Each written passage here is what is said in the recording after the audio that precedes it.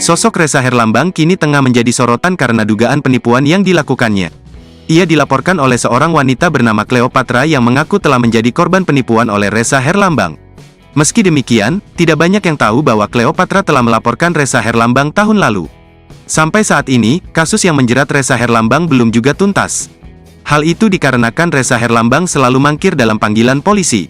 Dikutip dari YouTube Selebcam, Cleopatra melaporkan Ressa Herlambang pada Juni tahun 2022. Cleopatra melaporkan kasus dugaan penipuan puluhan juta rupiah. Kasus penipuan tersebut bermula ketika Cleopatra hendak membeli lagu dari Ressa Herlambang. Dirinya pun mentransfer 50 juta rupiah kepada Ressa Herlambang untuk lagu tersebut. Meski demikian, lagu yang dijanjikannya tak kunjung digarap. 50 juta rupiah untuk satu lagu. Tapi setelah saya transfer, ada aja alasannya, sakit. Karena waktu itu lagi zaman COVID-19, saya mengerti, ujar Cleopatra dilansir tribunstyle.com dari kanal YouTube Selebcam, Kamis tanggal 16 Februari tahun 2023. Meski demikian, setelah Cleopatra membayarkan tarif lagu tersebut, tak ada itikat baik dari Ressa Herlambang. Bahkan sampai saat ini kontrak pun tak ada. Dia pun merasa heran dengan sosok Ressa Herlambang yang tak kunjung menepati janjinya.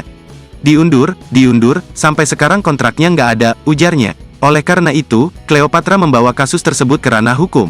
Menurut Cleopatra, justru Ressa Herlambang yang menantang untuk dilaporkan ke polisi.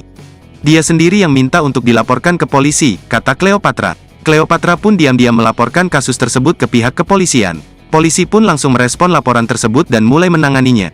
Beberapa waktu setelah melaporkannya, polisi langsung melayangkan panggilan pada Ressa Herlambang.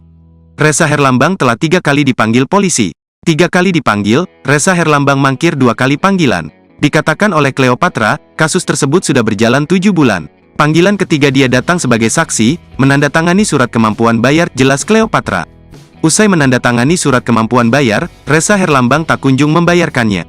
Dia justru terus mangkir dalam panggilan-panggilan berikutnya. Akhirnya setelah tanda tangan surat itu, dia mangkir lagi, kata Cleopatra. Cleopatra mengatakan bahwa pihak polisi akan menjemput paksa Ressa Herlambang karena mangkir dan kabur-kaburan. Saya dengar dari polisi katanya sudah ada surat jemput paksa, pungkasnya. Korban diduga penipuan Ressa Herlambang satu persatu mulai memberanikan diri buka suara dan menuntut pelaku. Pasalnya, Ressa Herlambang yang belakangan ini berseliweran di podcast para artis dengan menjual kisah pilunya tersebut dianggap tak sesuai dengan fakta yang ada. Korban diduga penipuan Ressa Herlambang bernama Cleopatra merasa heran dengan kisah keterpurukan yang sering dibeberkan oleh sang artis. Sebab, di saat Ressa Herlambang terpuruk, justru mengontrak di rumah mewah di kawasan elit BSD, Tangerang, Banten. Dikutip tribunstyle.com dari YouTube Selebcam, rumah di kawasan BSD yang disewa oleh Ressa Herlambang nilainya mencapai 100 juta rupiah.